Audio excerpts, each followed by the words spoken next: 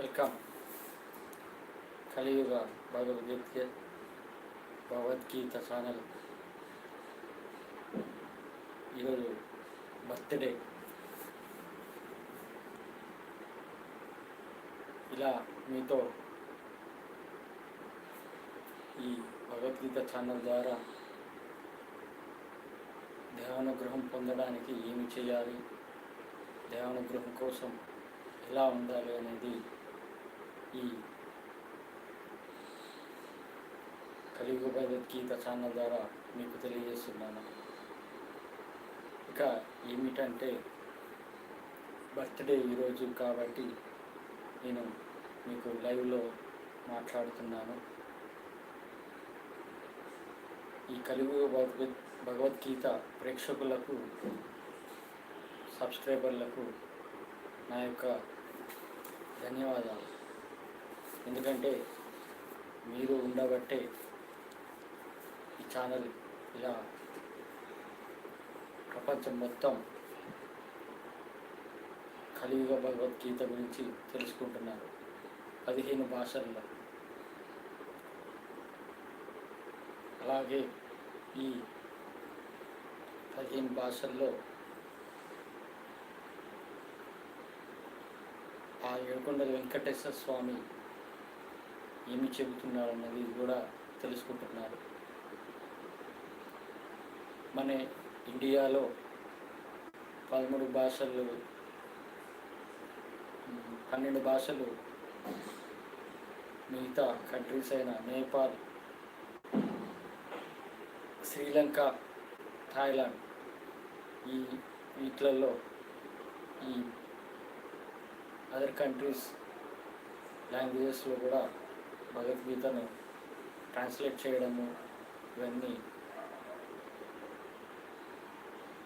ఈ భగవద్గీత ఛానల్లో మీరు చూస్తున్నారు. సబ్ టైటిల్స్తో సహా. అలాగే వారి లాంగ్వేజ్లో వాట్సాప్ ఛానల్స్ లింక్ కూడా ఛానల్ ప్రొఫైల్లో ఇవ్వడం జరిగింది. ఆ లింక్ను మీ యొక్క ఫేవరెట్ లాంగ్వేజ్లో ఓపెన్ చేసి చూడగలరు. ఇక మనము ఈ కలియుగంలో పుట్టడమే ఒక పాపంతో చేసుకున్న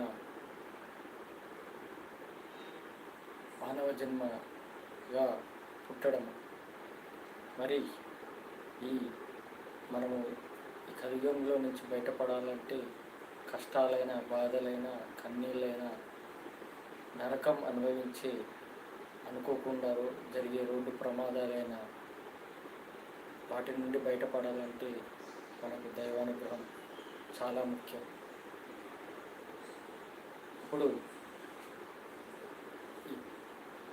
ఇప్పుడున్న జనరేషన్ ఏంటంటే చాలామంది సుఖపడే వాళ్ళు సుఖపడుతున్నారు, బాధపడే వాళ్ళు బాధపడుతున్నారు. కానీ వాళ్ళు మేము ఇందులో నుంచి బయటపడాలంటే ఏమి చేయాలనే ఆలోచన రావటం లేదు. ఇప్పుడున్న పరిస్థితుల్లో కొన్ని జరుగుతున్నాయి విషయాలు. అవేంటంటే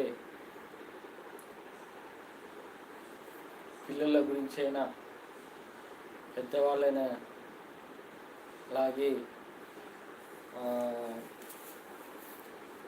పెద్దవాళ్ళు చేసే తప్పులైనా ఇవన్నీ నేను వివరిస్తున్నాను మీతోటి. ఈరోజు బర్త్డే, కలియుగ భగవద్గీత ఛానల్ యొక్క బర్త్డే. మరి ఈ ఛానల్ యొక్క ప్రేక్షకులు ఎవరైనా వాళ్లకు నా ధన్యవాదాలు. ఈరోజు నేను ఈ కలియుగంలో మనము అనుభవించే వాటి గురించి చెబుతాను. ఒక్కొక్కటి వివరిస్తాను. ఆ వివరిస్తూ దాన్ని మనం బయటపడాలంటే మనం ఎలా ఉండాలనేది కూడా చెబుతాను.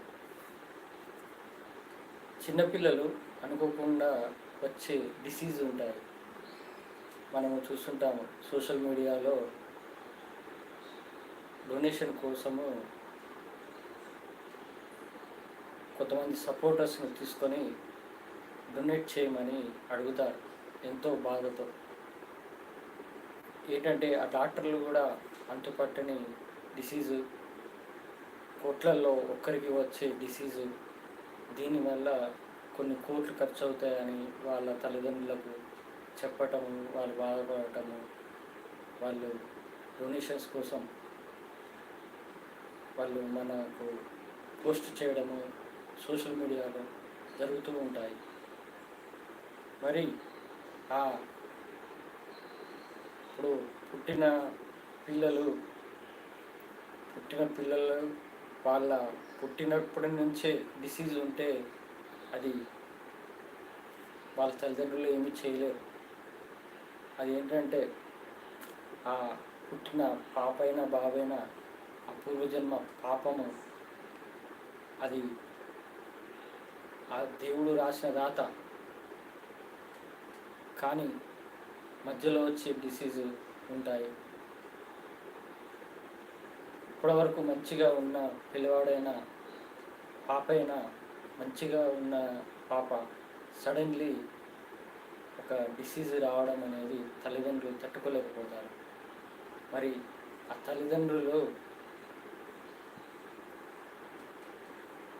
ఆ డిసీజ్, ఆ పిల్లలకు డిసీజ్ రాకుండా మనము ఏమి చేస్తే బాగుంటుందని ఆలోచన రావాలి.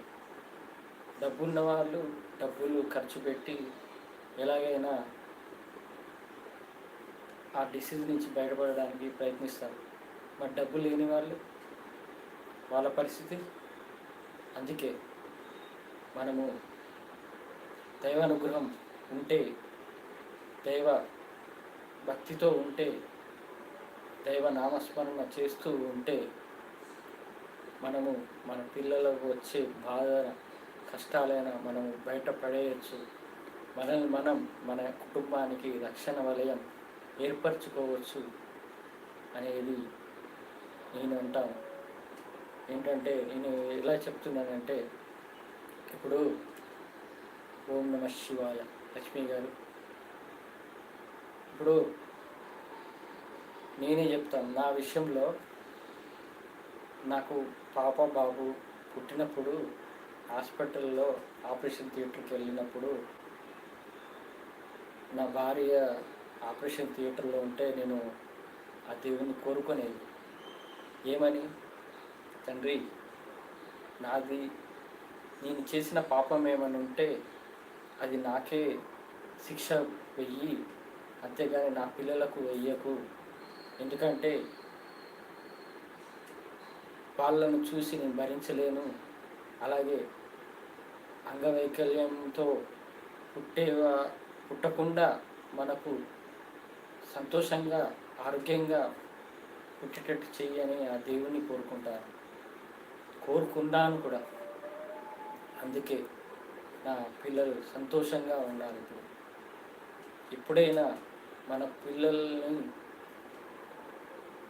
మనం పాపమేమన్నా వాళ్ళకు తగలకుండా ఆ దేవుని కోరుకోవాలి. అప్పుడే వాళ్లకు మంచి జరుగుతుంది.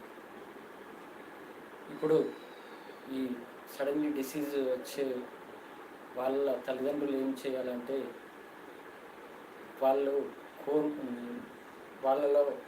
వాళ్ళకు వాళ్ళే ఆత్మ పరిశీలన, అంటే నేను అంటాను, నేను ఇప్పుడు ఇంతకుముందు చెప్పాను కదా, నా పిల్లల కోసం నేను ఎలా కోరుకున్నాను, వాళ్ళు కూడా కోరుకోవాలి. ఏమని అంటే, మా పాపం ఏమైనా ఉంటే మమ్మల్ని బాధపెట్టు, మమ్మల్ని కష్టపెట్టు, అంతేగాని నా పిల్లల్ని కష్టపెట్టకు అని ఒక్క నిమిషం మనసారా ఆత్మ జ్ఞానంతో, అంటే నీ యొక్క మానసికంగా నీలోని మనస్సాక్షిగా నువ్వు ఆ దేవుణ్ణి మొక్కుకుంటే చాలా చాలా చాలా మనము ఆ దేవునికి మన బాధ అర్థమవుతుంది. మన బాధ అర్థమవుతూ అది బయటపడేటట్టు చేస్తాడు. ఇప్పుడు ఏంటంటే నేను ఒకటి చెప్తాను. మనము బాధపడేటప్పుడు ఆ బాధలో మనం ఏమి నేర్చుకున్నామని తెలుసుకోవాలి. బాధపడతారు కొంతమంది, నా కర్మ ఇంతే, మేము ఏదో పూర్వజన్మ చేసుకున్న పాపము, మేము ఇంతే, మేము అనుభవించాలి అని. ఈ రోడ్డు ప్రమాదాలు జరుగుతాయి, అనుకోకుండా రోడ్డు ప్రమాదాలు జరుగుతాయి. తండ్రి కొడుకు లేకపోతే తండ్రి బిడ్డ ఫ్యామిలీతో వెళ్తే పెద్దవాళ్ళకు ఏమి తాకవు, కానీ పిల్లలే అలా యాక్సిడెంట్లో చాలా పెద్దగా కాలు చెయ్యి ఇరగడము, ఒక పెద్ద ఇంజూరీ అవ్వడము అది జరుగుతాయి. అది వాళ్ళ పిల్లలకే ఎందుకు జరుగుతుంది అది అనేది మనం తెలుసుకోవాలి. అక్కడ పిల్లల తల్లిదండ్రులు ఒకటి ఆలోచించాలి. ఏమంటే మనము చిన్నప్పటి నుంచి మన తల్లిదండ్రులు అంటే వాళ్ళ తల్లిదండ్రులు దేవ భక్తి గురించి చెప్పకపోయినా, భగవద్గీత గురించి చెప్పకపోయినా, వాళ్ళు దైవనామస్మరణ చేయకుండా ఉన్న వాళ్ళైనా అలాంటి పూర్వజన్మ పాపం వల్ల అలాంటి యాక్సిడెంట్, అన్ఎక్స్పెక్టెడ్ యాక్సిడెంట్స్, అనుకోకుండా జరిగే యాక్సిడెంట్లు, రోడ్డు ప్రమాదాలు ఇవన్నీ ఎదురవుతాయి. అది వాళ్ళ తల్లిదండ్రులే భగవద్గీత గురించి చెప్పి దైవనామస్మరణ ఎంత ముఖ్యమో, దైవం గురించి ఎంత స్మరణ చేయాలనో అని చెబితే వాళ్ళ తల్లిదండ్రులు వాళ్ళ పిల్లలు పుట్టకముందే దైవభక్తిలో ఉంటే ఆ పిల్లలకు అలాంటివి జరగవు. ఎందుకంటే నాకు కూడా చిన్న యాక్సిడెంట్ అయ్యింది, 2 times అట్లా అయింది. ఒకసారి బండి నుంచి ఎగిరిపడితే, కానీ నాకు ఏమి కాలేదు. బండి మీద ఎలా కూర్చున్నానో అలా రోడ్డు మీద కూడా అలాగే కూర్చున్నాను. అక్కడ నాకు ఎలాంటి కాలు చెదలు, ఆ కారు వెనకించి కారు గుద్దితే ఆ సైలెన్సర్ ఆ డిప్పర్లో కారు దాంట్లో లోపలికి వెళ్ళిపోయింది. ఆ బండి సైలెన్సర్ కాపాడింది. అలా ఏంటంటే చిన్నవి జరుగుతాయి. ఎందుకంటే అదేదో ఎక్కడో ఒక పాపం ఉండడం వల్ల అలా చిన్నగా జరుగుతాయి. కానీ మనం తెలుసుకోవాలి. నేను తెలుసుకున్నాను, ఎప్పుడైనా రోడ్డు లెఫ్ట్ సైడే మెల్లగా వెళ్ళాలి, రోడ్డు మధ్యలో వెళ్ళొద్దు. అది హైవే రూట్లో అయినా కానీ, సిటీలో రూట్లో అయినా కానీ.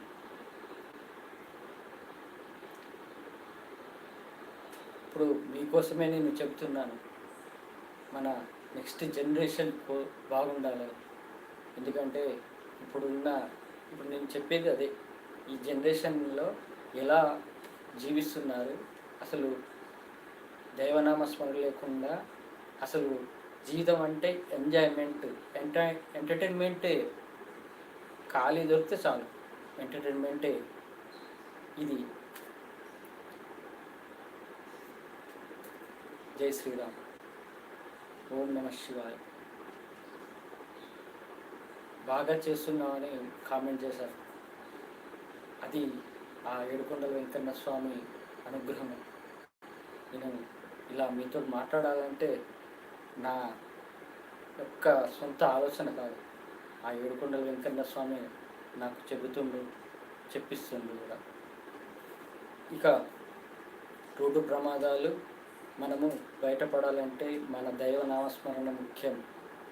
దైవనామస్మరణ ముఖ్యంగా చేస్తే భగవద్గీత నియమాలు పాటిస్తూ కోపం, ఆవేశం, అహంకారం, ఈర్ష, ద్వేషం, అసూయ ఇవన్నీ పెట్టుకోవద్దు. మనసులో మానసికంగా కృంగిపోవద్దు. భగవద్గీత నేను చేసిన వాట్సాప్ ఛానల్ అయినా ఉంది, అలాగే షార్ట్ వీడియోస్ కూడా ఉన్నాయి. కలియుగ భగవద్గీత ఆ పార్ట్స్ చదవండి. దాంట్లో నేను ఒక్కొక్క అర్జునునికి శ్రీకృష్ణుడు చెప్పిన విధానాన్ని నేను నా జీవితమే ఒక భగవద్గీత. నాలో ఎక్స్పీరియన్స్ ఎలా వచ్చింది, ఆ భగవద్గీత లాగా నేను ఏమి నేర్చుకున్నాను, ఆ ఏడుకొండల వెంకన్న స్వామి నాకు ఏమి నేర్పించాడు అనేది చెప్పాడు. ఒక్క నిమిషం. అఖిల్, అఖిల్ అర్జెంటుగా ఛార్జర్ ఇవా, అర్జెంటుగా ఛార్జర్ ఇది నా ఛార్జర్ ఇవా అర్జెంటుగా 1 minute. భగవద్గీత నియమాలు పాటిస్తే ఆ దేవుడు నీ దగ్గర ఉన్నట్టు.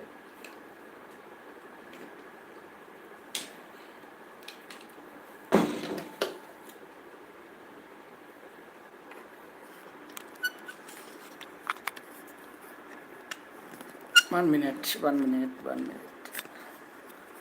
Sorry for.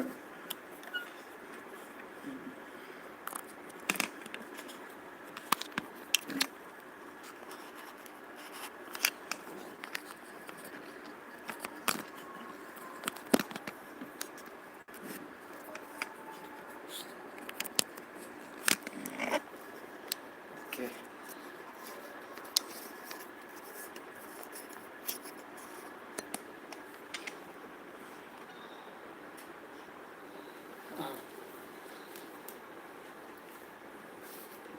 మనం ఇంట్లో పూజ చేస్తుంటాము. ఆ పూజ పొద్దున సాయంత్రం ఇంటి యజమాని చేయాలంటారు. ఇంటి యజమాని చేస్తే ఆ కుటుంబం మొత్తానికి రక్షణ. అలా చేయడం వల్ల వాళ్ళు పూర్వజన్మ చేసుకున్న పాపాలు ఏమన్నా ఆ దేవుడు పక్కకు అంటే దాని నుంచి మనల్ని బయటపడేస్తాడు. ఎలాంటి ఆపదైనా, ఎలాంటి ఇంకేదైనా అనుకోకుండా జరిగే ఏదేమన్నా దాన్ని తప్పిస్తాడు. ఇప్పుడు రోడ్డు మీద చిన్న చిన్న గొడవలు అవుతుంటాయి.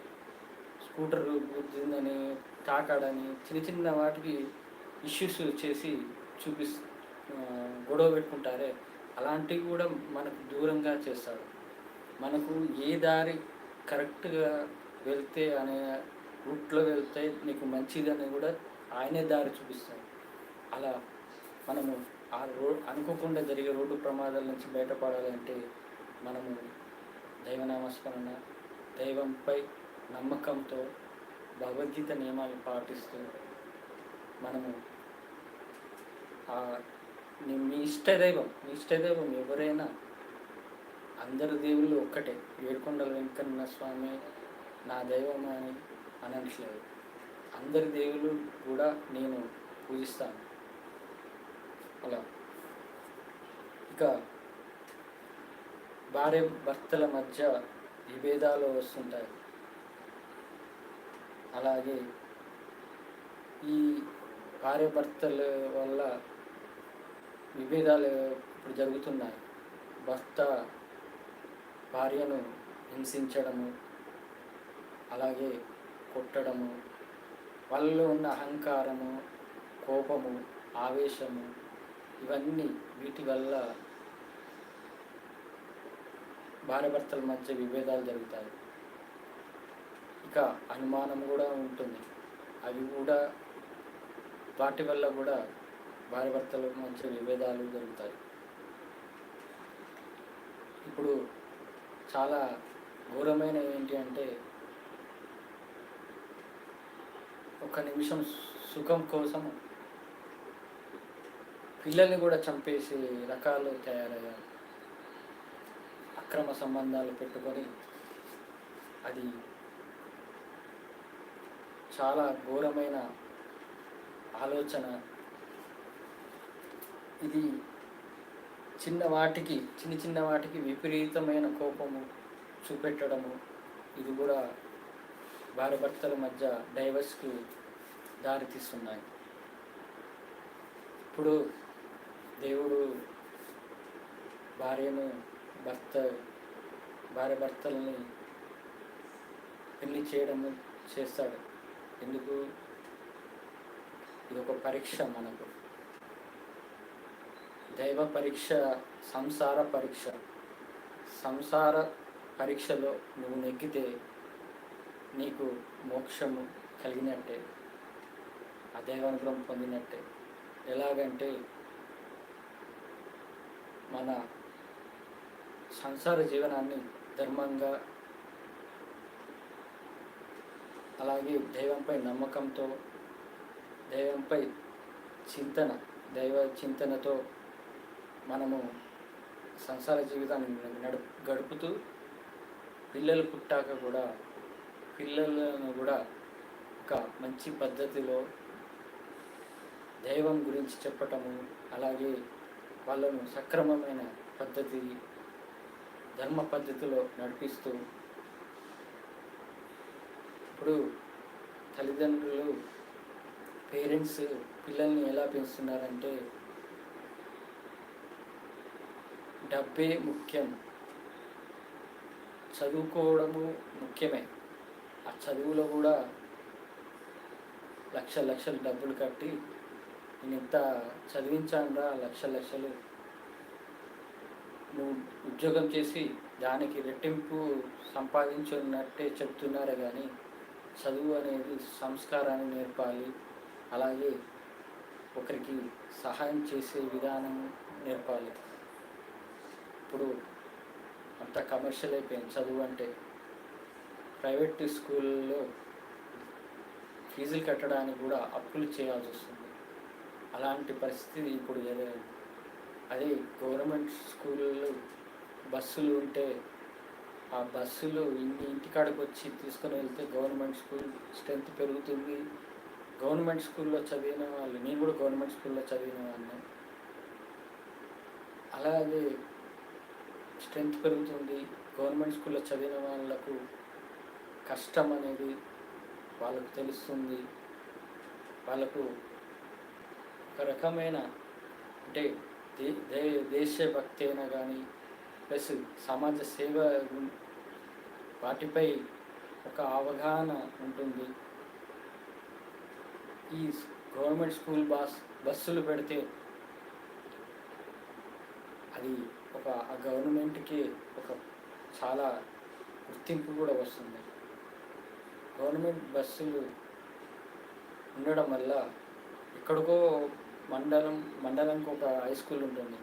ఆ మండలం చుట్టూ ఉన్న గ్రామాలకు బస్సు నడిపితే ఆ పిల్లలు వాళ్ళ తల్లిదండ్రులైనా నేను అంత దూరం నేను ఎక్కడ తీసుకెళ్తాను, నీకు చదువుకోవడం కూడా ఆపేసే అవసరం లేదు, నీకు దగ్గర ఉన్న అవైలబుల్ ఉన్నప్పుడే పోవాలి, కానీ నీకు అవైలబుల్ లేనప్పుడు నువ్వు ఎందుకు వెళ్తావు, చదువు కూడా అవసరం లేదు అని ఆడపిల్లలైనా మగపిల్లలైనా వదిలేస్తారు.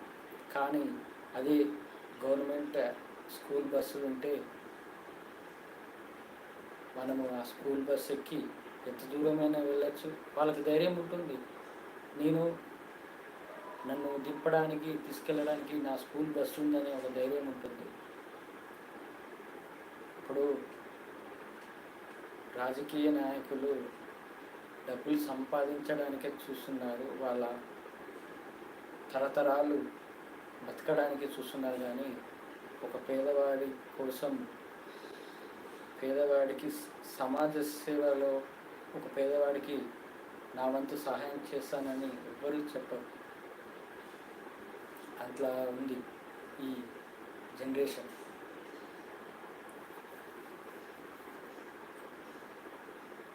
ఇక భార్య భర్తలలో ఇటువంటి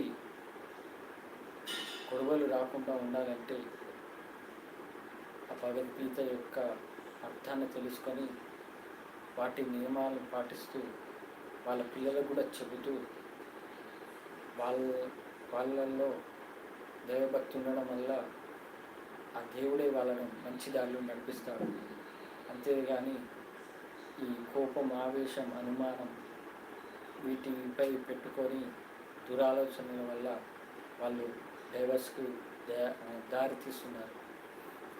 ఇక ఆస్తుల విషయంలో తల్లిదండ్రుల్ని హింస పెట్టడము, అది తల్లిదండ్రులు నువ్వు మాకేం చేసావని వాళ్ళ తల్లిదండ్రులను తిట్టడము, కొట్టడము, ఆఖరికి అన్నదమ్ములైనా అక్క చెల్లెళ్ళైనా మొన్న రీసెంట్గా జరిగింది.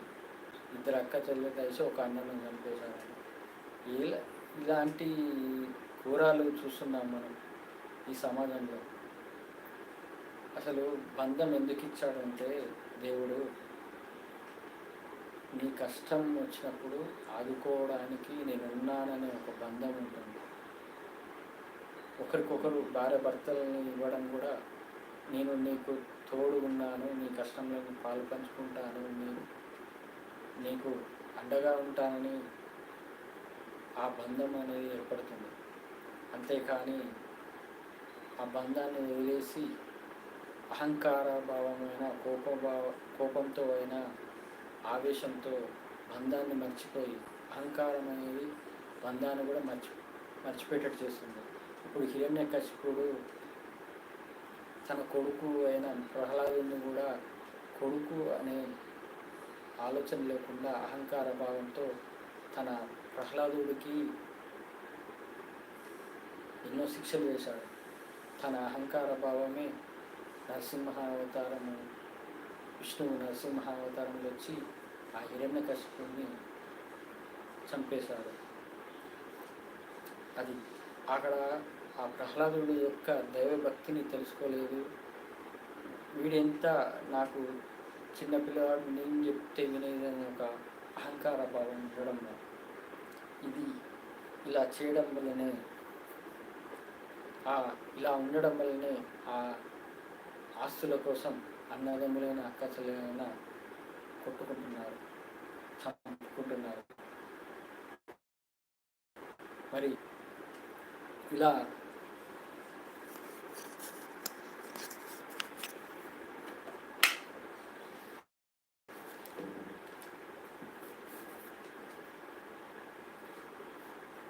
ఇది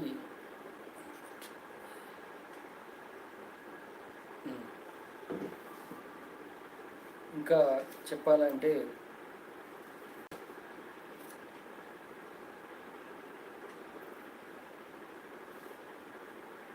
ఈ లోకంలో అక్రమ సంబంధాలు బాగా కామంతో కూడడం, కామంతో కళ్ళు మూసుకుపోయి అక్రమ సంబంధాలు పెరిగి తన పిల్లల్ని కూడా చంపేస్తున్నారు. అది భగవద్గీతలోనే చెప్పారు శ్రీకృష్ణ భగవానుడు, కామం అనేది ఉండకూడదు అని. అలాంటిది వీళ్ళు కామంలో పడి ఈ కలియుగంలో వాళ్ళ జీవితాన్ని నాశనం చేసుకుంటున్నారు.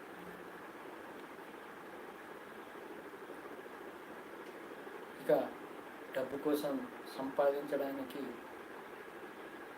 కష్టపడకుండా చైన్ స్నాచింగ్ చేస్తున్నారే, అలాగే ఆస్తుల కబ్జాలు, భూ కబ్జాలు ఇవన్నీ చేస్తున్నారు. కష్టపడకుండా డబ్బు రావాలి, దాన్ని అనుభవించాలి. ఎన్ని రోజులు తింటారు, ఎన్ని సంవత్సరాలు, మళ్ళా దానివల్ల ఒక పాపమే మూట కట్టుకున్నట్టు అవుతుంది. అంతేకాని కష్టపడకుండా వచ్చే డబ్బుని ఆశించి ఎంజాయ్ చేద్దామనే భావన ఉన్నవాళ్ళు అది చాలా నరకంలో పడిపోతారు.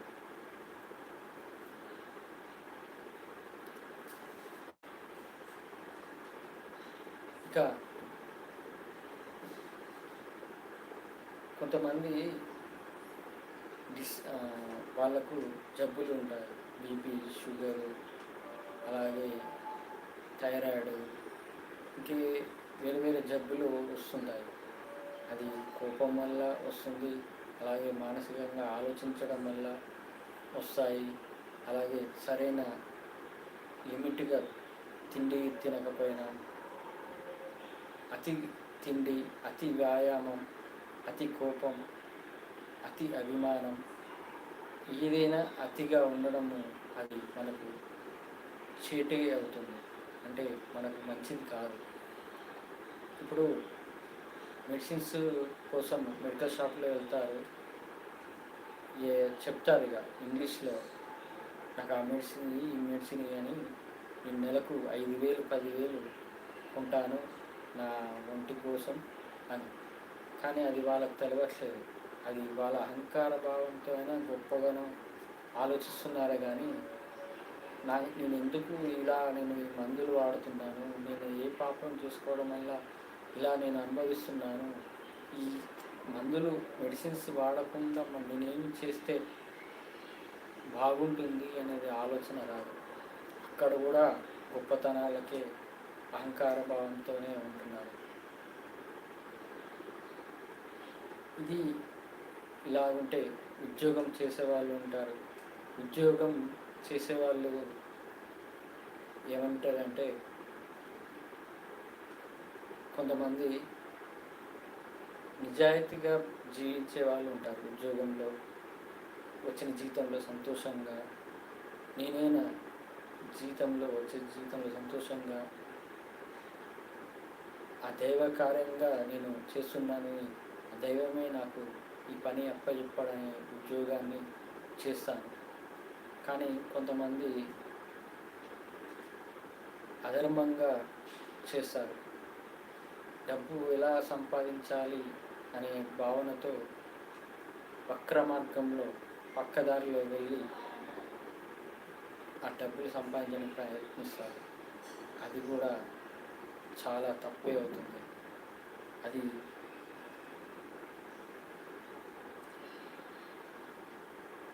ఇక మనము చేసే పని అయినా ఉద్యోగమైనా నీతి నిజాయితీగా చేస్తున్నాడా లేదని కూడా గమనిస్తాడు ఆ దేవుడు. మనము చేసే పని నీతి నిజాయితీగా ఆ దైవంపై నమ్మకంతో, అంటే ఇప్పుడు నువ్వు నీతి నిజాయితీగా చేస్తే ఆ దేవుడే నీకు అంతకన్నా ఇంకా మంచిది ఉద్యోగాన్ని ఇప్పిస్తాడు, మంచి ఉన్నతమైన జీవితాన్ని కలిగేటట్టు చేస్తాడు. ఇక కొంతమంది యజమానులు ఉంటారే, ఉద్యోగం ఇచ్చి వాళ్ళను బానిసలుగా చూస్తారు. 10 రూపాయలు ఇచ్చి 100 రూపాయల పని చేయించుకుంటారు. ఇవి వాళ్ళు కొంతమంది నీతి నిజాయితీగా జీవిస్తూ ఆ ఉద్యోగాన్ని చేస్తారు. కానీ వాళ్ళు ఏం చేస్తారంటే, ఆ యజమాని అది గుర్తించకుండా ఆ నీతి నిజాయితీని అడ్డు పెట్టుకొని ఇంకా వాళ్ళని కష్టపెడుతూనే ఉంటారు. మరి ఆ దైవము, ప్రతి మనిషిలో దైవం ఉంటాడు. ఆ దేవుడు కూడా చూస్తూ ఉంటాడు. ఎవరైతే వారి కష్టాన్ని అర్థం చేసుకోకుండా వాళ్ళను ఇంకా బానిసగా చూడడం అనేది చేస్తే ఆ దేవుణ్ణి కూడా బాధ పెట్టినట్టే. అది ప్రతి మనిషిలో పరమాత్మ ఉంటాడని తెలుసు కదా. మరి కొంతమంది నేను నా జీవితం ఇంతే, నేను బాధపడాల్సిందే అని కుంగిపోతుంటారు. వాళ్ళకు వాళ్ళే తక్కువ అంచనా వేసుకుంటారు.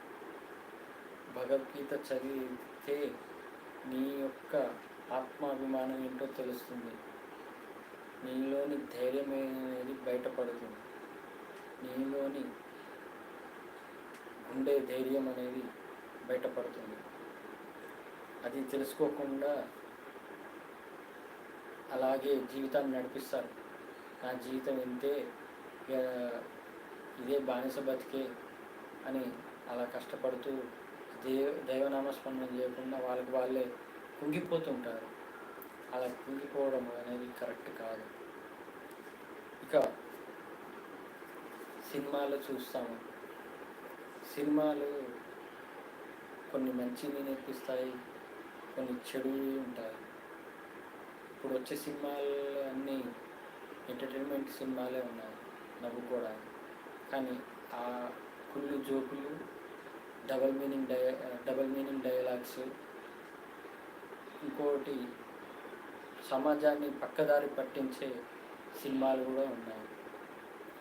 రొమాంటిక్ మూవీస్ ఇవి చేయడం వల్ల సమాజాన్ని యువకులు కూడా చెడిపోతున్నారు.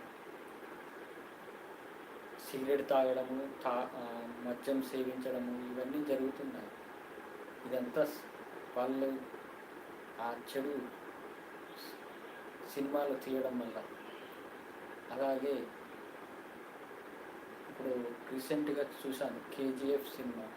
ఆ కేజీఎఫ్ సినిమాలో మనం ఎంత ధైర్యంగా ఉండాలి, ఎంత బలంగా ఉండాలి, ఎంత దృఢ నమ్మకంతో ఎంత దృఢంగా ఉండాలి మనము ఆలోచన అనేది ఆ కేజీఎఫ్ సినిమాలో ఉంది. అలాంటి దాంట్లో కొంత చెడు ఉన్నా కానీ అమ్మ గురించి ఎంత మంచిగా చూపించాడు. అమ్మ కష్టపడుతుంది, అమ్మ కోసం ఏదైనా చేయాలనే భావన తెప్పించాడు ఆ సినిమాలో. అందుకే అలాంటి సినిమాలు చూడాలి. కానీ ఒకరిని పక్కదారి పెట్టించే సినిమాలు వస్తాయి. అది కూడా ఆ డైరెక్టర్ అయినా, సినిమా హీరో అయినా, ఎవరైనా ఆ సినిమాలో పాల్గొన్న వాళ్ళందరూ రకంగా పాపంలో పడుతున్నారని అర్థం కావట్లేదు. పంచభూతాలు ఉంటాయి, పంచభూతాలు చూస్తూ ఉంటాయి. గాలి, నిప్పు, నీరు, ఆకాశం, భూమి ఇవన్నీ ఆయన దేవునికి సమాచారం ఇస్తుంటాయి. ఎవరెవరు ఏమి చేస్తున్నారు, ఎవరెవరు ఏం పాపాలు చేస్తున్నారు, ఎవరు పుణ్యాలు చేస్తున్నారు అనేది అన్నీ ఆ దేవునికి చేర్చేటియే పంచభూతాలు. ఇప్పుడు లాస్ ఏంజల్స్లో దేవుడు లేడని, గాడ్లెస్ సిటీ అని వాళ్ళు హేళన చేయడము, నవ్వుకోవడం. మరి ఆ గాడ్లెస్ సిటీ అన్నప్పుడు మరి మీరెందుకు అని ఆ దేవుడే పంచభూతాలైన గాలి, నిప్పుని కలిపి ఆ లాస్ ఏంజల్స్ని బూడిద చేసి పడేశాడు. తెలుసుకోవాలి, భగవద్గీత ప్రకారం మన ఆస్తులైన ఏదైనా అశాశ్వతము. నువ్వు నీ మానవ జన్మ రహస్యం తెలుసుకోకుండా నువ్వు ఇలాగే ఉంటే నువ్వు ఇప్పుడు వాళ్ళు హాలీవుడ్ సెలబ్రిటీస్ కోట్లు సంపాదించి ఇల్లు కట్టుకున్నారు. ఇప్పుడు మళ్ళీ బూడిదైపోయింది. మళ్ళీ ఆ కోట్లు సంపాదించాలంటే వాళ్ళ జీవితం సరిపోతుందా? అందుకే ఆ దేవుడే నాకు ఇచ్చాడు, నేను ఇంత ఇచ్చినందుకు ఆ దేవుని కోసం నేనేం చేయాలనే భావన రావాలి వాళ్ళకు. అప్పుడే ఆ దేవుడు నీ గురించి ఆలోచిస్తాడు, నీకు మంచి చేస్తాడు.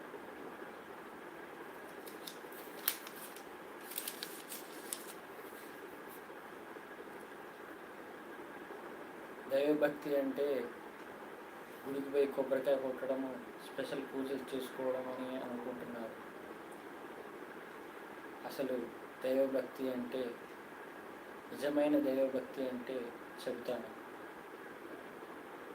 భగవద్గీత నియమాలు పాటిస్తూ ఒకరికి డబ్బులే ఆకలితో ఉన్నవానికి అన్నం పెట్టడము, బట్టలు లేని వానికి బట్టలు ఇవ్వడము, చదువుకోవాలనే భావన ఉన్న వాళ్ళకి చదువుకి సహాయం చేయడం, ఇవి చేస్తే చాలు ఆ దేవుడు నీ మీద దైవానుగ్రహం కలుగుతుంది నీకు. కానీ అలా చేయకుండా గుడిలో కొబ్బరికాయ కొట్టడము, కొబ్బరికాయ కొట్టడమే అర్థం ఏంటి? ఆ కొబ్బరి నీళ్ళలో తీయదనం, కొబ్బరిలో తెలుపుదనము లాగా నాలో ఆలోచనలు తీయగా ఉండాలి, తెలుపులాగా శాంతిగా మనశ్శాంతిగా జీవించేటట్టు చెయ్యాలి అని ఆ కొబ్బరికాయ కొట్టడంలో అర్థం. కానీ ఏదో స్వార్థం కొద్దీ కొబ్బరికాయ కొట్టడము, పూజలు చేయడము ఇవన్నీ అది దైవభక్తి అనుకుంటున్నారు. ఆ భగవద్గీతలోనే ఉంది. శ్రీకృష్ణ పరమాత్మ చెప్పాడు, వేద మంత్రాల్లో చూసుకొని పెద్ద పెద్ద గొప్పగా పూజలు చేస్తారు, అందులోనే దైవానుగ్రహం ఉందని భావిస్తారు. అది కాదు. ఎవరైతే భగవద్గీత నియమాలు పాటిస్తూ ఎవరైతే ఇంకొకరికి సహాయం చేసి సమాజ సేవ చేసే వాళ్ళు ఉంటారో వాళ్ళకే దైవానుగ్రహం కలుగుతుందని ఆ శ్రీకృష్ణ పరమాత్మ చెప్పాడు. అర్జునుడికి చెప్పాడు, ఏమని, నువ్వు ఈ రాజ్యం కోసం, ఈ రాజ్యంలో ఉన్న ప్రజల కోసం నువ్వు యుద్ధం చెయ్యి, నీ మమకారాలన్నీ వీడి, ప్రేమానురాగాలను వీడి కౌరవులను చంపు అని చెప్పాడు. అది ధర్మం కోసమే చేస్తున్నావు, నువ్వు చేయకపోతే పాపాత్ముడవుతావు అని చెప్పాడు. ఇప్పుడు మనం కూడా అదే చేయాలి. కలియుగంలో పుట్టడం అనేది చదువుకోవడము, ఉద్యోగం చేయడము, రోజు తినడం, పడుకోవడం, తెల్లారిందాము కాదు. మనం సమాజ సేవ చేస్తున్నాం అనేది ఆలోచించాలి. ఎంత సమాజ సేవ చేస్తున్నామో అది ఆలోచిస్తేనే ఆ దేవుడు నీపై అనుగ్రహం కలిగిస్తాడు. అదే భగవద్గీతలోని అర్థం.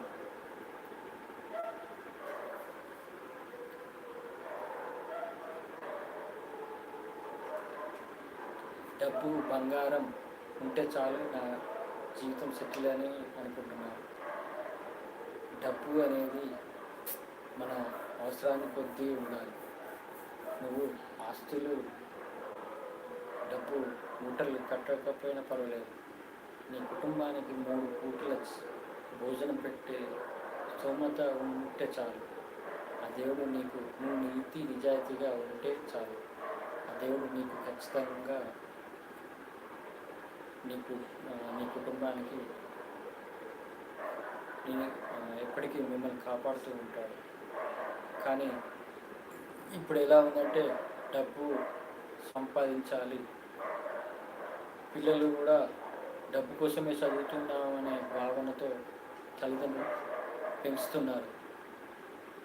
నా కొడుకు ఇన్ని లక్షలు సంపాదిస్తుంది, ఇన్ని లక్షలని చెప్పుకుంటారు అమెరికాలో. కానీ అక్కడ ఏమైనా అయితే అప్పుడు లక్షలు కాదు, నీ కొడుకే, నీ పిల్లలే లేకపోతే అవన్నీ ఎందుకు? అంతేకాని డబ్బుపై ఆశపడి మనకు మితిమీరిన డబ్బు అనేది బంగారము దేవునికి కోట్లలో చేసి వజ్రాలు, కిరీటాలు చేసి పెడతారు. బంగారము ఒంటి మీద వేసుకుంటారు. నాకు ఆ బంగారం చైన్ వేసుకోవడం వల్ల ఒకరు నన్ను గౌరవిస్తారని. అంటే ఆ బంగారం నీ మీద ఉంటేనే నీకు గౌరవమా? నీలో ఆత్మాభిమానం, నీ వ్యక్తిత్వం చూసి గౌరవించరా అనేది ఆలోచించాలి. ఇంకోటి, డబ్బుని క్లబ్బుల్లో విసిరేసి కాళ్ళ కింద తొక్కుతారు. మరి అది కూడా డబ్బు అంటే మహాలక్ష్మిగా కొలుస్తారు కదా. మరి ఆ మహాలక్ష్మిని కాళ్ళ కింద తొక్కుతున్నారని ఎవరైనా అడిగారా? ఎవరైనా అడుగుతున్నారా? మరి ఇలా డబ్బే కాకుండా బంగారాన్ని మనము మోడలో వేసుకొని ఉందని గొప్పగా చూపించుకుంటాము. కానీ అదే బంగారాన్ని ఫారెన్లో, దుబాయ్ లాంటి నగరాల్లో బాత్రూమ్కి చేసుకుంటుంది. మరి ఆ బంగారానికి, అక్కడ బంగారానికి, ఇక్కడ బంగారానికి తేడా ఉందా? డబ్బు, బంగారం అనేది నీకు అవసరాన్ని బట్టే ఉండాలి. కానీ అంతకు మించి ఉంటే అది దానికి విలువ ఉండదు, నీకు విలువ ఉండదు. అలాగే నేను డబ్బును, బంగారాన్ని ఎప్పుడు విలువను. అవి ఉన్నంతవరకే విలువ. అవి లేనప్పుడు ఎవరు నీకు విలువ. కానీ దైవభక్తి ఉంటే ఖచ్చితంగా నీకు విలువ ఇస్తారు. ఆ దైవమే నీకు తోడుకున్నప్పుడు వీళ్ళంతా ఉన్నా లేకపోయినా పర్వాలేదు. మనకు కావాల్సింది ఇదే కదా. ఈ కలియుగంలో మన దైవభక్తితోటి ఆ దైవానుగ్రహం పొందడానికి. అంతేకాని డబ్బు కోసం, బంగారం కోసం ఎగబడి కష్టపడి తిండి నిద్ర మానుకొని కష్టపడితే రోగాలు వస్తాయి. ఆ రోగాలు మళ్ళీ తగ్గించుకోవడానికి డబ్బు సంపాదించాలి. మరి ఇలా డబ్బు సంపాదించడము, రోగాలు తగ్గించుకోవడం ఇదేనా? రేపు ఆ దైవనామస్మరణ చేయాలన్నా దేవుని కోసం, నువ్వు దైవం పొందడం కోసమైనా ఆ డబ్బు నీకేమి నిన్ను కాపాడదు. ఇంకా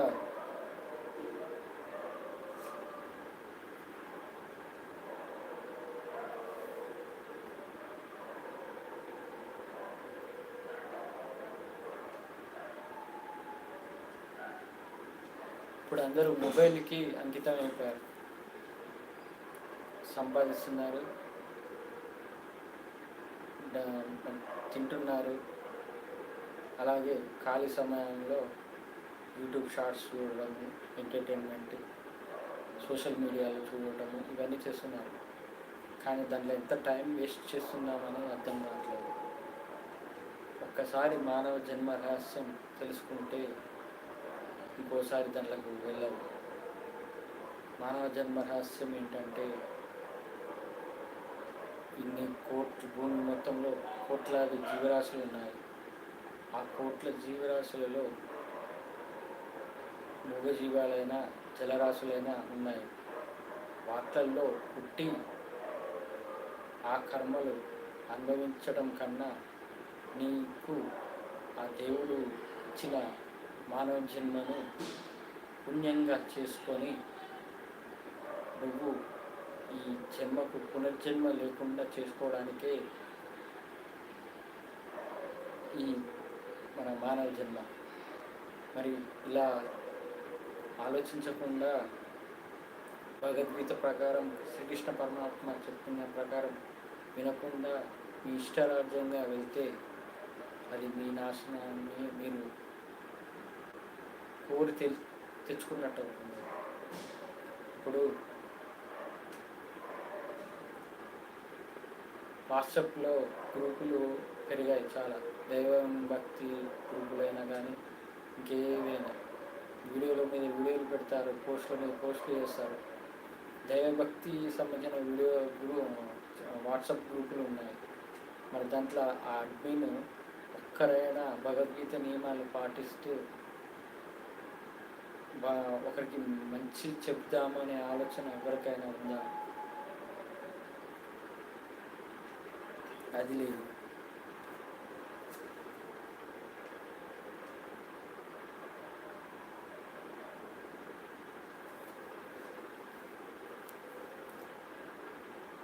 ఇంకా మనము ఈ అసలు మానవ జన్మ అసలు నేను నేర్చుకున్నది చెప్తాను. నేను చిన్నప్పటి నుంచి నాకు తల్లిదండ్రులు లేకపోయినా ఆ ఏడుకొండల వెంకన్న స్వామి అనుగ్రహం వల్ల నేను మా మేనత్తలు వాళ్ళ పిల్లలు లేరని నన్ను పెంచి ఒక ఆవు పొదుగు పాలు తాగి ఆ శ్రీకృష్ణుడి వలె వెన్నను తింటూ పెరిగాను. అలాగే కష్టం అనేది తెలియకుండా వాళ్ళు పెంచారు. పెళ్ళి కూడా ఆ ఏడుకొండల వెంకన్న స్వామి అనుగ్రహం వల్ల నేను ఆ ఇంటికి, అంటే ఆయన కూడా ఇల్లరికంగా వచ్చిన ఆ ఇంటికే నేను ఇల్లరికంగా వెళ్ళాను. అలాగే కష్టాల్లో ఉన్నప్పుడు మనము కుంగిపోయి ఆత్మహత్య చేసుకునే దారికి వస్తుంది.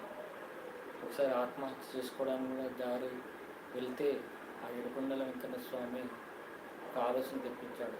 నువ్వు చనిపోవడం వల్ల లాభం ఏంటి? నిన్ను నమ్ముకున్న మేనత్తలు వాళ్ళు ఏమవుతారు? వాళ్ళ కోసమైనా నువ్వు జీవించాలి అని ఆ ఆలోచన తిప్పడం వల్ల నేను మళ్ళీ ఇంటికి తిరిగి వెళ్ళడం, ఆ సూసైడ్ నుంచి బయటపడడం జరిగింది. అలా పెళ్ళి చేసుకొని నేను నా సంసార జీవితాన్ని కొనసాగిస్తూ మొత్తం ఆయనపై భారం వేసి నేను ఇక్కడ హైదరాబాద్లో ఫ్యామిలీతో సెటిల్ అవ్వడము, అలా నేను ఆ ఏడుకొండల వెంకన్న స్వామి అనుగ్రహం వల్ల నేను బిజినెస్ పెట్టాను. అలాగే ఒక ఇల్లు కూడా కొనుక్కున్నాను. కానీ కరోనా సిచ్యువేషన్లో ఆ ఇల్లు, షాపు ఉండిపోయాయి. అప్పుల పాలవడం వల్ల నేను ఎంతో బాధపడ్డాను, ఎంతో ఏడ్చాను కూడా. కానీ నా బాధను అర్థం చేసుకున్న ఏడుకొండల వెంకన్న స్వామి కలలో వచ్చి నేనున్నాను నీకు అని ఒక తల్లి కొడుకును ఎలా ఓదారుస్తుందో ఒళ్ళో పెట్టుకొని తల నిమురుతూ భుజాలు తట్టుతూ, అలా ఆ ఏడుకొండల వెంకన్న స్వామి ఆయన ఒళ్ళో పెట్టుకొని నా తలను నిమురుతూ భుజాన్ని తట్టి నేనున్నానన్నట్టు తెలియజేశాడు. అప్పటి నుండి నాకు కష్టం గురించి, అంటే బాధ గురించి, ఆ గతంలో ఆ కరోనా సిచ్యువేషన్ ఉన్న బాధల గురించి కూడా మర్చిపోయాను. నాకు ఆ ఏడుకొండల వెంకన్న స్వామి తోడున్నాడు, నాకు ఎలాంటి భయం లేదు అనే భావనతో ఇప్పటికీ నేను సంతోషంగా ఉంటున్నాను. ఒకసారి ఆ ఏడుకొండల వెంకన్న స్వామి పిలుస్తాడు. ఆయనకు ఇష్టమైతే ఎలాగైనా ఆయన రప్పించుకుంటాడు కొండకు, తిరుమల కొండకు. అలా ఒకసారి నేను ఒంటరిగా వెళ్ళాను. నా ఫ్యామిలీని కూడా తీసుకెళ్ళకుండా నేను ఒక్కడినే ఒంటరిగా వెళ్ళాను ఒక మొక్కు తీర్చుకోవడానికి. అది శ్రీవారి మెట్టు ద్వారా వెళ్ళి పుష్కరిణిలో స్నానం చేయడమే ఒక అదృష్టం. ఆ పుష్కరిణిలో స్నానం చేస్తుంటే ఓకే, గుడ్ నైట్ చిన్న రమేష్ గారు, నిద్ర వస్తున్నట్టున్నది. ఇక అయిపోయింది, ఒక 5 to 10 minutes కంప్లీట్ చేస్తాను. పుష్కరిణిలో స్నానం చేయడమే ఒక అదృష్టం. అలా పుష్కరిణిలో స్నానం చేసి వరాహస్వామి దర్శనం చేసుకొని నేను ఆ గర్భగుడిలో వెళ్ళకముందే కంపార్ట్మెంట్లో కోరుకున్నాను, నీ గర్భగుడిలో నీ సాష్టాంగ నమస్కారం చేయాలని. అలా గర్భగుడిలో వెళ్ళాక సాష్టాంగ నమస్కారం నా అంతటి నేనే చేశాను. అప్పుడు అంతమంది గుంపులో ఎవరు నన్ను తట్టలేదు, నెట్టలేదు. ఆ గోవింద నామాలు కూడా వినపడలేదు నాకు. అంటే అక్కడ జరిగింది నా ఆత్మదర్శనం. అలివేలు మంగమ్మ మీ తండ్రి ఇక్కడ ఉన్నట్టు ఆ శ్రీవారి సేవగా వచ్చి చూపించిందమ్మ. మరి ఆ వెంకటేశ్వర స్వామిని చూసి కూడా నేను నా ఆధ్యాత్మిక కోరిక తీర్చావు కదయ్యా, నేను ఆ జన్మ ధన్యమైందని కూడా నవ్వుతూ మాట్లాడిన ఇవి కూడా గుర్తున్నాయి. అలా బయటికి వచ్చాక మెట్టు దిగాక గర్భగుడి నుంచి బయట రాగానే నాకు 2 నిమిషాలు కళ్ళు తిరిగాయి. అప్పుడు అర్థమైంది, ఆ ఏడుకొండల వెంకన్న స్వామి నన్ను ఒక మాయలు చేసి నాకు సాష్టాంగ నమస్కారం చేసేటట్టు చేశాడు. అప్పటి నుండి అదే రోజు రాత్రి ఆయన ఒంటరిగా వచ్చి, అంటే ఆ ఏడుకొండల వెంకన్న స్వామి మనిషి రూపంలో ఒంటరిగా వచ్చి, నేను ఒంటరిగా వెళ్ళాను, ఆయన ఒంటరిగా వచ్చాను.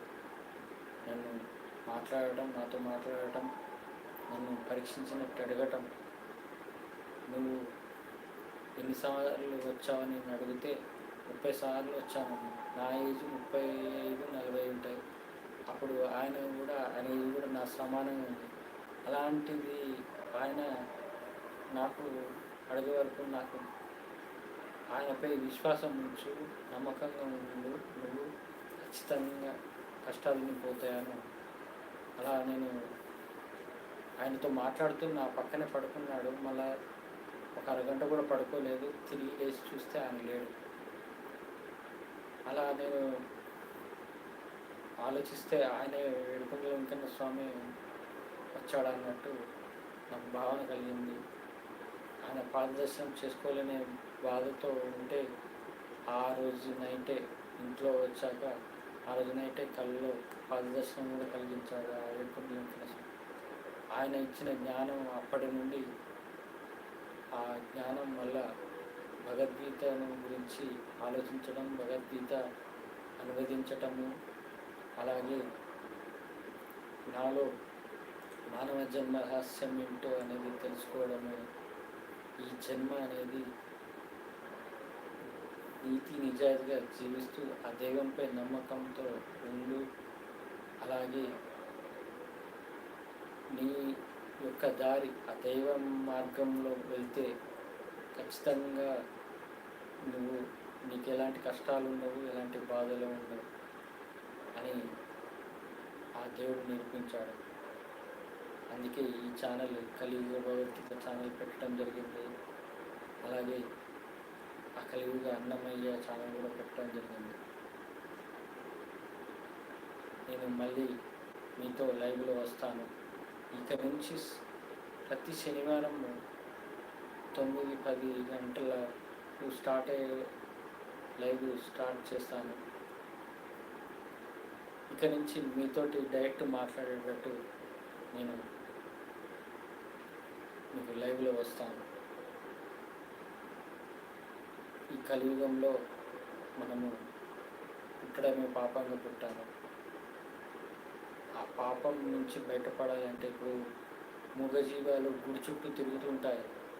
ఆవైనా, కోతి అయినా, పామైనా, చిలక అయినా ఆ గుడి చుట్టూ తిరగడము ఇవన్నీ చూస్తుంటాము. అది విచిత్రం అనిపిస్తుంది కదా. కాదు, వాటి కూడా పూర్వజన్మ వాసన వల్ల తెలుస్తాయి. ఈ జన్మ నాకు ఇచ్చావు, నాకు ఈ జన్మ నుంచి బయటపడే తండ్రి అని అవి దేవుణ్ణి వేడుకుంటాయి. ఎన్నో లక్షల జంతువులు ఉన్నాయి, కానీ అదే ఆవు ఒక్కటే రావడం ఏంటి, ఆ కోతి ఒక్కటే రావడం ఏంటి, ఆ పాము ఒక్కటే తిరగడం ఏంటి రోజు అనేది అది పూర్వజన్మ వాసన. నేనేదో పూర్వజన్మ వాసన ఉండడం వల్లనే నేను ఈ జన్మలో నేను దైవానుగ్రహంకి ఆ ఏడుకొండల వెంకటేశ్వర స్వామికి దగ్గర అయ్యాను. ఇంకా మళ్ళీ కలుద్దాము. వచ్చే శనివారం ఖచ్చితంగా మళ్ళా 9-10 గంటలకు స్టార్ట్ చేస్తాను లైవ్.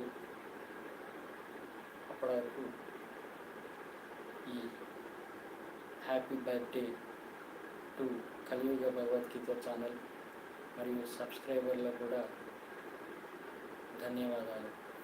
ఓం నమో వెంకటేశాయ నమః.